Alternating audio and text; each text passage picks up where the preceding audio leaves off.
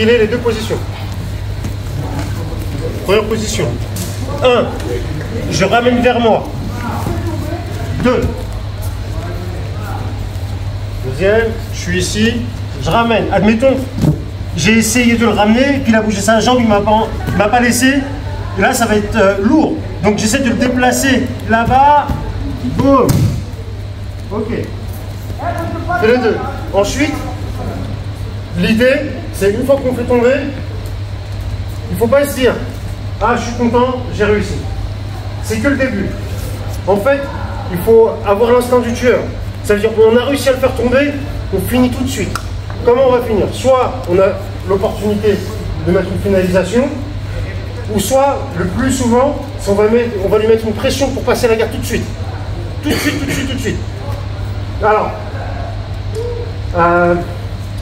selon les combattants auxquels vous allez faire face, selon les gabarits et ce que chacun a envie de faire, personne ne va tomber de la même manière.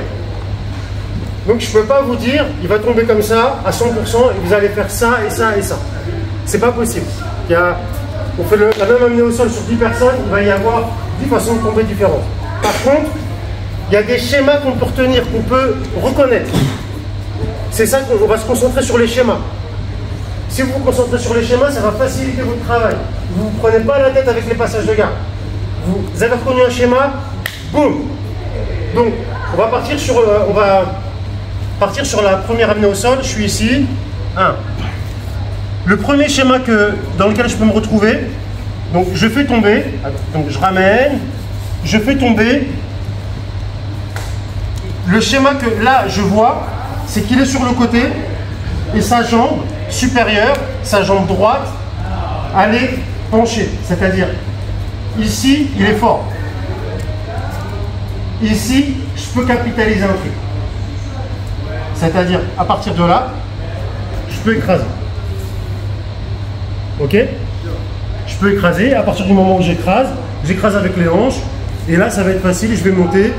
Soit je vais passer à droite, à gauche, ou je peux avoir à la montée.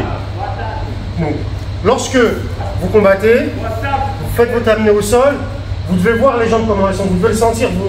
Ça sent le sang. Vous savez, l'odeur du sang. Là. Un mec qui a les jambes pliées, on smash.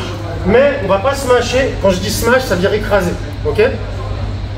Mais par contre, je suis là. 1, 2, 3. Beaucoup de débutants, quand vous avez compris qu'il faut écraser cette jambe-là, souvent vous faites l'erreur de vouloir écraser avec votre main.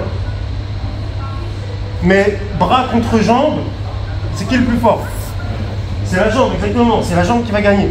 Donc, en jiu-jitsu, la pression, on la met avec notre torse, avec notre corps. Nos bras, ils sont fluides pour aller chercher autre chose. On a l'apesanteur en notre faveur, donc le bras, sa jambe, elle est là. Tout de suite, j'écrase. Lui va résister un petit peu. Boum. Résiste, vas-y, défends. Là, c'est mort.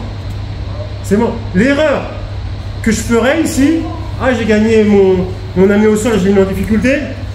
Allez, maintenant, on va jouer. Là, il recompose. Ok? Donc, l'idée, c'est... Premier schéma, je suis là. J'attends ici. Autre détail. Vous voyez son coude. Souvent, quand vous allez l'amener au sol, il va poser sa main au sol.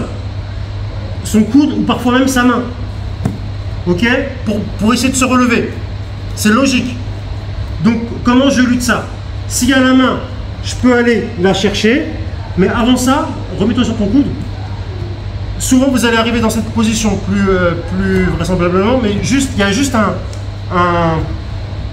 tips, un détail à retenir pour le mettre au sol définitivement et qu'il ne se relève pas. Si son coude, il est ouvert, mettons coude, voilà, là il est en structure, coude, épaule. Là maintenant je vais y aller et là il pourra même le repousser sur la gorge, se mettre sur la main, voilà, et sortir. Ok. Donc quand vous avez smashé, vous êtes là, vous regardez ça, là c'est pas bon pour moi, il a encore de la survie. Ce que je veux faire, c'est ramener son épaule au-dessus de la ligne de coude. Là, j'essaie de descendre, de défendre, et là je l'emmène là-bas. Je veux que son épaule dépasse son coude. À partir de là, il n'y a plus aucune chance pour lui pour sortir. On se met de ce côté-là, s'il vous plaît. Je vous montrerai le deuxième schéma tout à l'heure. Bon. 1, 5. Boum. Là, tu tournes, écrase, écrase. Voilà, c'est ça que je veux. Vous avez vu ce truc-là? Je continue de smasher. Vous voyez comment vous mettez la pression avec vos hanches et vous voyez si vous passez à gauche ou à droite. Ok, on essaye ça? 1, 2.